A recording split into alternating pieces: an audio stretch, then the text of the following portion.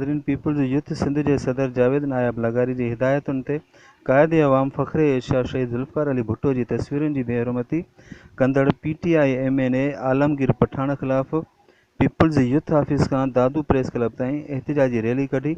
आलमगीर पठान के पुतले के बाहि ॾे साड़ियो वियो।